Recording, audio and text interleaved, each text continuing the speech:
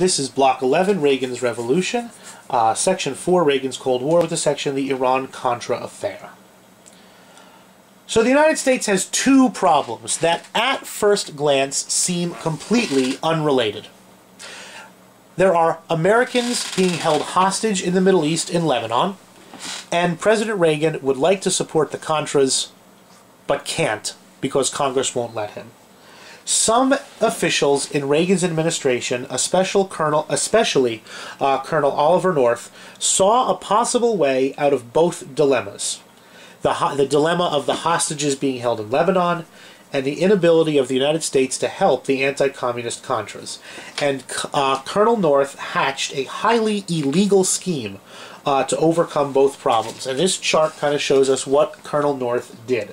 First, understand, Iran was in the middle of a terrible, terrible war with its neighbor, Iraq. That, an administration official famously said, someone said, who do you want to win the war between Iran and Iraq? And the American official said, I hope they both lose. But that obviously, was not going to be something that would happen. So Iran and the United States have not had relations since the storming of the embassy in 1979. Iran's government constantly refers to the United States as the Great Satan, and there are no relations between the two countries. What Colonel North came up with: the United States would sell Iran weapons secretly and illegally, weapons that Iran would use in its war against Iraq. For those weapons, the United States would get two things. First, Iran would use its influence in Lebanon to get the hostages released. Okay, that's number one. Now, first of all, the United States said it was not going to be negotiating with terrorists. And second of all, the United States believes that Iran is a terrorist nation. So selling arms to Iran is illegal because we're selling arms to a country we have no relations with. And we are now negotiating with terrorists. How much money, how many arms, etc., etc., for their release. So the first thing that goes on here, according to Colonel North's scheme, is to sell weapons illegally to Iran.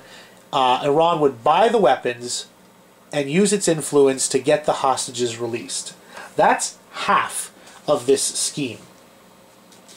Then, the money that Iran paid would never come to the United States where it could be tracked. Instead, through secret bank accounts, the money that Iran paid for the weapons would be secretly funneled to the Contras in Nicaragua. So this kills two birds with one stone. That the money from the United States, the money that the U.S. made from its illegal sale of weapons to Iran, would be illegally funneled to the Contras in Nicaragua.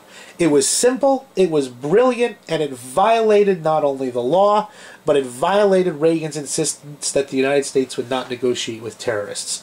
And this is what became known as the Iran-Contra affair. In 1986, the program leaked to the press, and a firestorm erupted in the United States of America. People were comparing it to Watergate. People were saying that, the same thing that they said about Nixon, they were saying about Reagan. What did Reagan know? When did he know it? Did he order this? Did he purposely break the law? Reagan is going to be impeached for violating Congress's law against supporting the Contras. Democrats talked about impeaching the president. Reagan came and said he knew absolutely nothing about Colonel North's scheme. Congress held hearings. Here's Colonel North. Colonel North makes a really good picture. Colonel North proudly went before Congress, dressed in his full Marine uniform, as you can see here, and he told Congress outright that he thought that the arms for hostages funneled to the Contras idea was, he called it, he said, look, I thought it was a neat idea. He put on a very impressive performance. Very impressive performance. He said, look, you know what I'm doing here? I'm fighting communism, and I'm helping American hostages get released. I'm helping American hostages get home. He said that he was acting morally, even though he was breaking the law. And a lot of Americans who tuned into the hearings and watched Colonel North gave Colonel North the benefit of the doubt, that he convinced quite a few people. He did not convince a lot of people. He did not convince Democrats, who were looking for a way to hurt Reagan, of course, as they're supposed to. It's an opposition party. Colonel North spent time in prison, as did many other administration officials. However, unlike Nixon's smoking gun, Reagan himself was never linked to any illegal activity, and it was never proven that Reagan even had any knowledge of the Iran-Contra affair. But what his critics said was pretty much, it was kind of a double-edged sword for Reagan. On one hand, if he didn't know what was going on, then what the hell is he doing being president of the United States? That if he does not know a major operation that's coming out of the White House, that if he has such little control over his administration as that, that's a problem in itself. People started saying that, look, even if the president didn't know anything, he should have known something. And if he didn't, that was just proof that the 75-year-old Reagan was senile, starting to lose it, and was beginning to suffer from dementia and the Alzheimer's that he would eventually be formally diagnosed with in 1994. So the Iran-Contra scandal, kind of put a damper on the last 2 years or so of Reagan's administration.